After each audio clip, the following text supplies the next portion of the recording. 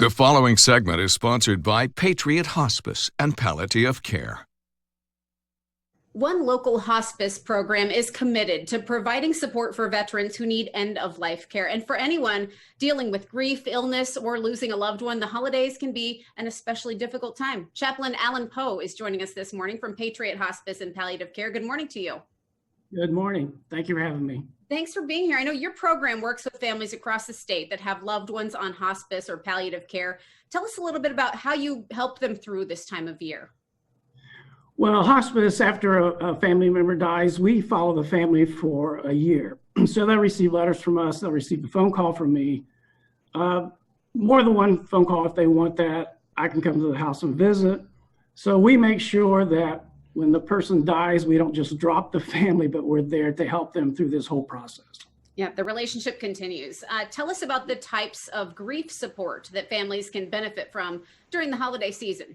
First of all, let me say that there are a lot of therapists out there that I can refer to, or you can go on Psychology Today and you can pull up Greenville and they'll have pictures, they'll have bios, they'll have, so that you can get the help you need there, because a lot of people are going to need extra help here. And this year is obviously different than other Christmases, because people are going to have kind of layers of grief. They're going to have someone die, they're going to have grieve the loss of the holidays, they're going to grieve maybe that they can't go see families. So it's much more complicated this year than it has been in the past, obviously. Yeah. And talk to us, maybe some pointers here. What do you recommend? What can folks do to help with their grief overall? Well, first of all, they need to be aware of what they're feeling. Beware, because the danger is that people just try to go around their grief rather than going through their grief.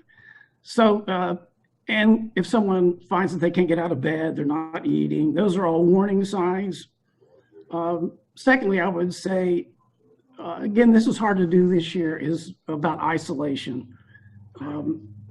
We do have FaceTime. We have a lot of those things now. We have neighbors maybe that we can reach out to, or we can reach out to someone we know is going through a difficult time.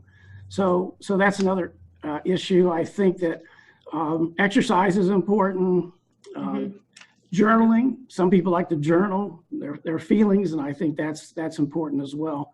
And people have to deal with traditions. They've had particular traditions each year, and they may have to decide, are we going to try to continue those? Are we going to try to change those? Or are we going to come up with something totally different? And some people are dealing with guilt as well. I couldn't be with my loved one when they passed. Why wasn't I there? And so that's something that mixed in as well. A lot to consider, and you all at Patriot Hospice and Palliative Care can help every step of the way. Anything else about the way you operate, or anything I didn't ask before we let you go? Well, hospice is very much a team concept. So we have social workers that are also able to help with this. I give people my phone number so they can call me at any time. As I said, we get letters. So we try to stay in contact so they know that they can call us and count on us at any time that they need us. And that's one of the great things about hospice that I love, is the team concept. And we're here just as much for the family as we were for the person who died.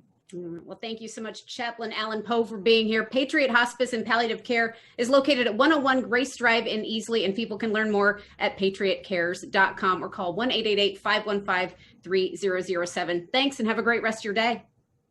Thank you.